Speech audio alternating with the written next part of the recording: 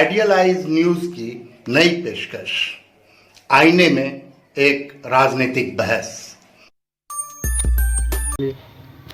नमस्कार, प्रणाम, सलाम, सत श्री अकाल। मैं हूं शशिकांत और आप देख रहे हैं आइडियलाइज न्यूज। आइडियलाइज न्यूज में आप सभी सुधी दर्शक का स्वागत है। आपको याद होगा कि मैंने एक व्यक्ति को दिखाया था बार बार जो समाज सेवी थे और उनके विषय में हमने ये कहा था कि फेसबुकिया नेता है जी।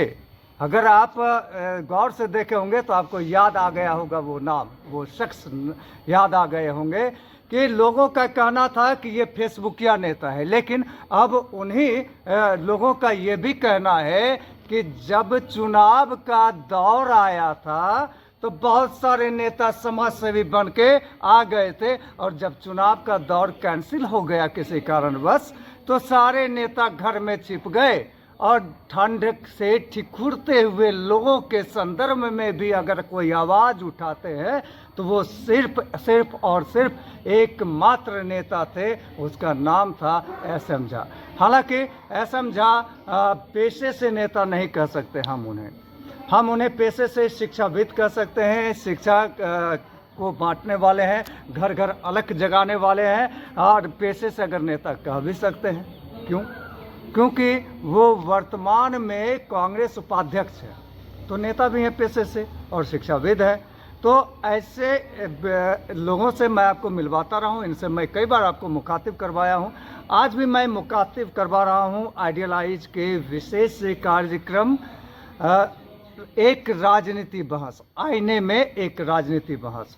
तो आईने में एक राजनीति बहस मैं पूर्णिया नगर निगम के विषय में इनसे बात करूंगा, लेकिन पूर्णिया नगर निगम के पहले मैं इनसे बात करूंगा बिहार की राजनीति के संदर्भ में। मैं इनसे ये पूछना चाहूँगा कि आपकी ही दल पूरे पूर्णिया में चिल्ला चिल्ला करके कर रही थी कि डबल सिलेंडर की सरकार है और डबल सिलेंडर के सरकार में विकास नहीं हो रहा है बिहार में।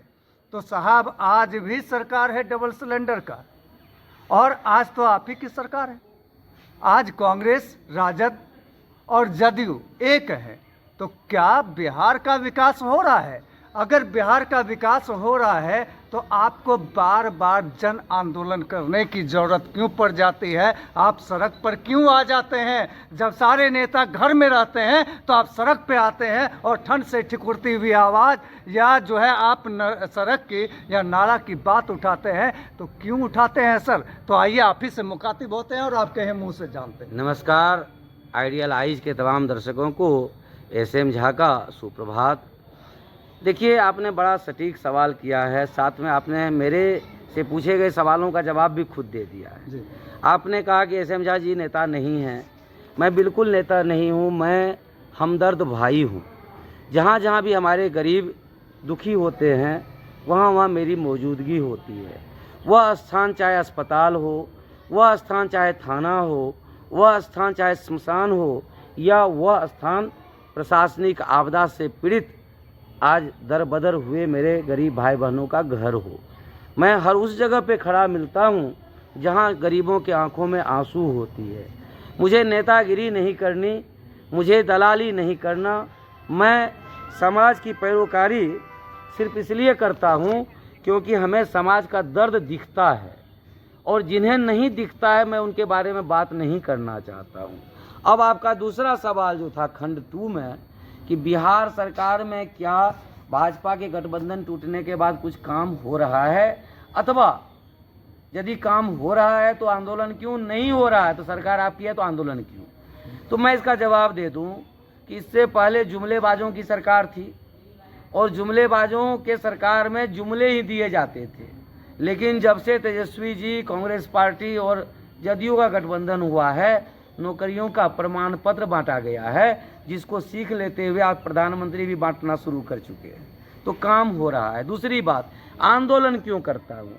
तो मैं आपको बताना चाहूँगा, 1 मिनट में करते हैं भैया। मैं आपको बताना चाहूँगा कि आंदोलन मैं बिहार सरकार के खिलाफ नहीं करता हूँ। आंदोलन मैं नगर आयुक्त के खिलाफ भी नहीं करता हूँ। आंदोलन मैं जिलाधिकारी के भी खिलाफ नहीं करता हूँ। मैं आंदोलन मानवीय संवेदना को लेकर करता हूं कि अतिक्रमण हटाना आपका अधिकार हो सकता है तो पुनर्वास देना भी आपका कर्तव्य है। और यह दया नहीं है जो आप पुनर्वास देंगे, आप गरीबों पर दया नहीं करेंगे। Article 21 of our constitution declares that everyone of this country must enjoy the privilege of life and personal liberty।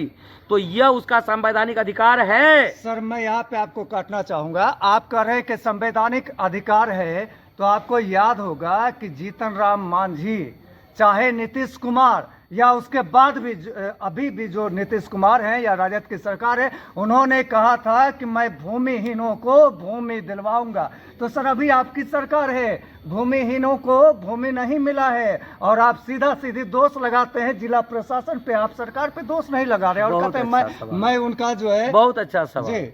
देखिए मैं बार बार कहता हूं कि समाज को अब सोचना होगा कि जब तक पढ़े लिखे जनप्रतिनिधि नहीं आएंगे सामाजिक समस्याओं का समाधान नहीं होगा। आपने अभी कहा नीतीश कुमार जी मुख्यमंत्री हैं, ये राजा नहीं हैं। नरेंद्र मोदी जी प्रधानमंत्री हैं, महाराजा नहीं हैं। हम लोगों का सबसे बड़ा ग्रंथ, धार्मिक ग्रंथ कह लें, हम लोगों के जीवन जीने का अधिकार कह लें, इस देश का सर्वोच्च कानून कह लें, वो हमारा संविधान है। हमारा संविधान कहता है कि भारत एक वेलफेयर डेमोक्रेसी है। यहाँ जितना हक एक धन्ना सेठ अरबपति को जीने का है, उतना ही हक एक भूमिहीन गरीब को भी है। एक भूमिहीन गरीब के लिए व्यवस्था सरकार करेगी और इसी व्यवस्था के तहत आदरणीय नीतीश कुमार जी ने भी कहा कि हम 3 डिसमल जमीन देंगे। आदरणीय प्रधानमंत्री ने कहा पक्का घर होगा, घर में नल होगा, नल में जल होगा, घर में बिजली और LED बल्ब होगा। तो ये जो भी भाषणबाजी करते हैं उसका मूल में भारतीय संविधान है। तो मैं नगर निगम के खिलाफ बस इसलिए कह रहा हूं कि नगर निगम प्रशासन या जिला प्रशासन को मैं 4 लाख भूमिहीनों की सूची उपलब्ध करवाऊंगा और 4000 एकड़ जमीन उपलब्ध करवाऊंगा, जो जमीन गैर मजरूआ आम बिहार सरकार जमीन है। आपको जमीन भी खोजने की दिक्कत नहीं है और ना गरीब को खोजने की दिक्कत है। मैं दोनों उपलब्ध करा रहा हूं।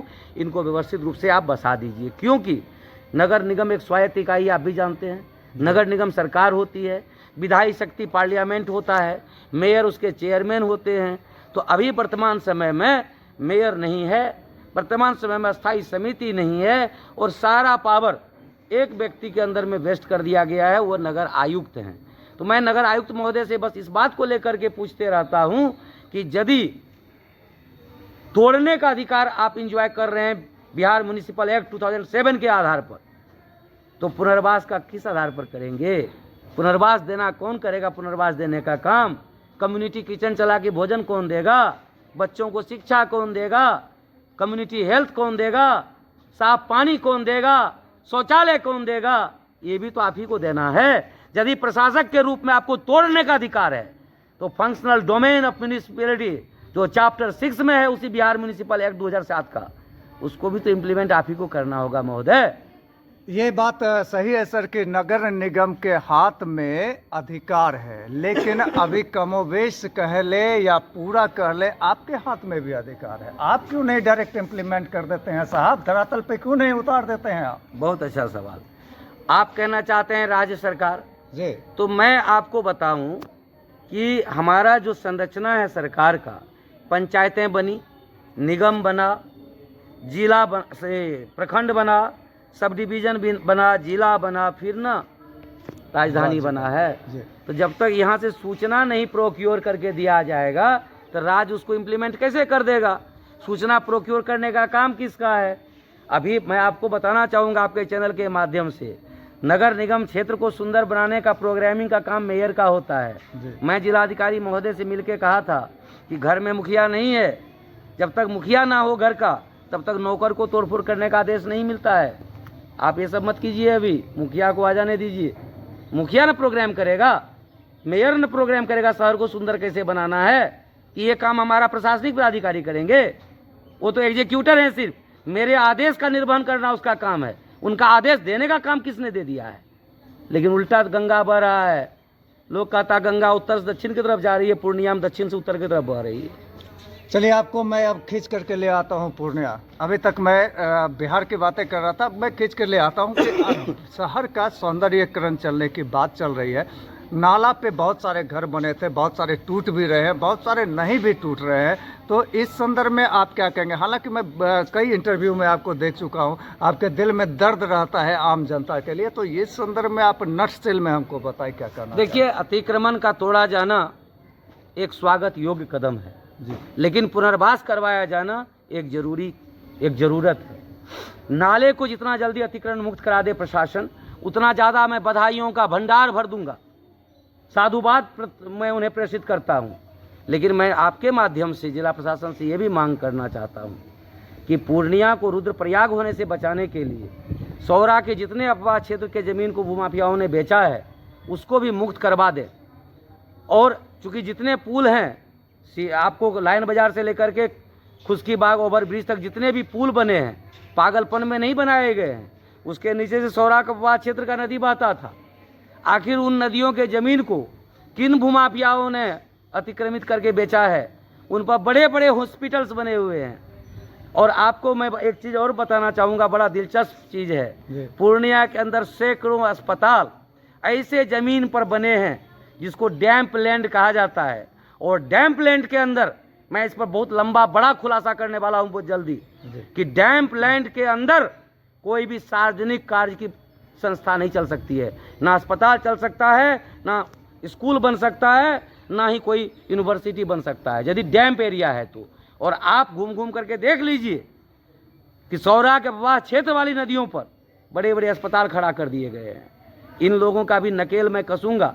पहले उम्मीद करता हूं कि आयुक्त महोदय आप ही कस दीजिए तो मुझे आगे नहीं आना पड़ेगा, क्योंकि आप तो बधाई के पात्र हैं कि मैं सुबह बोलता हूं शाम तक आप इम्प्लीमेंट करते हैं। इसके लिए मैं आपको साधुवाद प्रेषित करता हूं। और मैं अपने तरफ से आपको बधाई देना चाहता हूं इस बात की कि कई चीज़ें आपने मुझे पिछले इंटरव्यू में कहा था कि ये होना चाहिए, ये होना चाहिए, और वो चीज़ अब हो रहा है जिला प्रशासन के माध्यम से। इसके लिए आप बधाई के पात्र हैं, क्योंकि किसी ने ये आवाज़ नहीं उठाया था और आपने ये आवाज़ उठाया जी। था। मैं आपका बधाई मैं ट्रांसफ़र कर देता हूँ आयुक्त महोदय को, जिलाधिकारी महोदय को, क्योंकि मेरे घोषणा पत्र में यही था कि चारों मुख्य नाले को साफ करवाइए, ठेले खोमचे वाले को अतिक्रमण मुक्त करा करके उसको अस्थायी जगह दे दीजिए, यहाँ पूर्णिया में शौचालय बनवाइए हर चौक चौराहे पर। जो आप विजन मुंह से तो बोल रहे हैं, पेपरों में छप रहा है, ब्लूप्रिंट भी ला दीजिए ना, क्या दिक्कत है? विजन भी साझा कर दीजिए पूर्णिया वासियों से।